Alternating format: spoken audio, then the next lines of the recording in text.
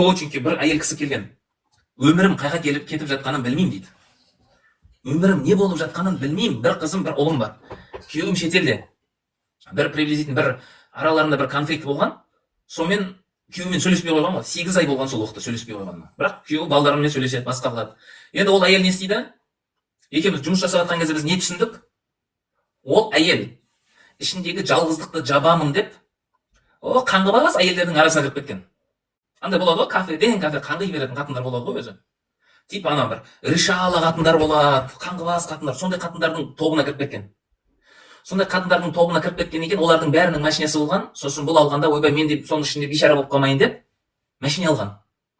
Кредитке машина алған. И ана жаңағыдай ришалы қатындардың арасына кіріп алып, ана қатындармен кафеге барса, біреуді кафеге шақырады, шайға шақырады, и сол қатын келсе, счеттың бәрін өзі төлей берген. А оның запросы не? Өмірім быт болып кетті, түсінбей жатырмын, не болып жатқанын, бала-шағама көңіл бөле алмай жатырмын, байыммен қарым-қатынасым дұрыс емес, и менде ақша вообще жетпейді деген запроспен келген да. Қарасақ, ришалы қатындармен араласқан, ришалы қатындардың бәрінің дастарханның ақшасын өзі төлеп жүрген. Өйткені бұған сол орта керек сияқты типа. Өйткені сол ортада өзін эмоциональный эмоцияны сол ортадан іздейді да, ол ше. Өйткені анау ауызбен тамсалатын қатындар ғой олар. Жаңағыдай. Ондай еркек те болады. Қатын жаман деген сөз емес, ондай еркектер де бар. Ондай адамдар сондай да. Андақ, мандақ, ахаха, охохо, соның арасында өзін эмоциональный күшті сезінеді да. И сол адамдарға өзін байлап қойған. И қарап, уалейкум ассалам, біз қарап талдадық одан кейін. Не болып жатыр ол жерде? Қараса, ол қатындардың бір тиынға да пайдасы жоқ. Ол қатындар тауға барады, бұған звондайды, пәленше кел, біз алып кетші дейді. Ол барады, бейшара, жүгіріп барады да, машинасымен барады, новый машинасымен. Оларды алып кетеді. Біз кафеден шығып едік, қай жерде жүрсің, қаланы айналып жүрсің ба? Бізді алып кетші дейді. Барады, алып кетеді оны. Көрдің ба? Анау күйеуінен ала алмаған вниманияны бұл басқа орталардан алғысы келді да. Сөйтіп жүрген кезде бала шағасына уақытысы жетпейді. Бала шағасынан көшедегі қатындар артық болып кеткен. Ол өзі де қатын да. Кредитке машина алады, аналардың ақшасын төлейді. Сөйтіп өз-өзін алдайды. Қарасақ, анау жаңағы подружкалардан, типа подругалардан пайда жоқ. Тек қана зиян. Олар ішет, шегет, тыдым, сыдым, еще бұның ақшасын көп пайдаланады. Машинасын пайдаланады. Пайда жоқ. Барып кел, шауып кел, иә. Екінші қарасақ, бұған машина керек емес. Табысы 300 мың, расходы 400 бір бәле мың. Табыстан расход көп. Машинаны өткізіп жібердік. Машинаны қайтадан салонға өткізіп жібердік. Рахат болып қалды. Ода кішкене доход қалатын болды уже. Подругалардың бәрін сызтсадық. Уақытты бала шағаға, ата-анаға бөлетін болдық.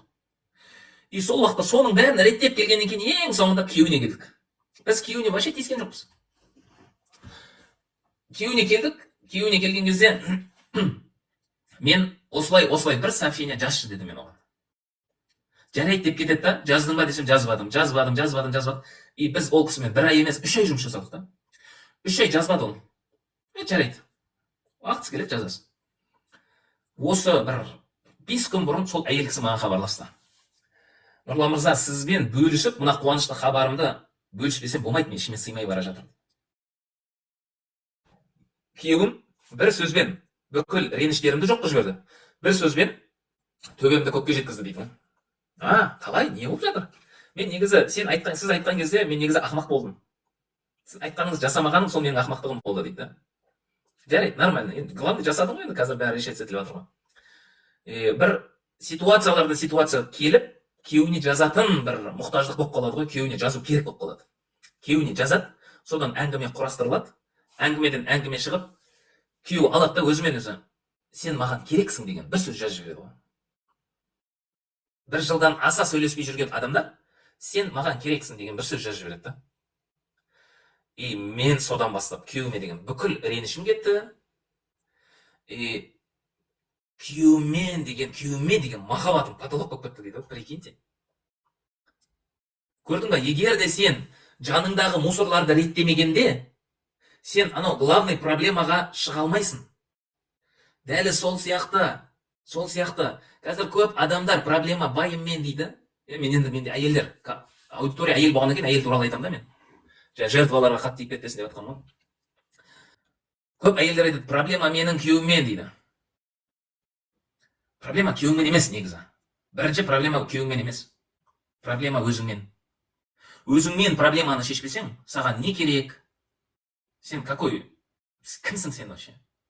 Өзіңнің кім екенін білмесең, не істеп жүргеніңе көңіл бөлмесең, онда сен ана жақтағы анау күйеуіммен бір нәрсе дегенге кірмей-ақ қой. Өйткені сен ол жерде өзіңнің қателігіңді көрмесең сонда боласың.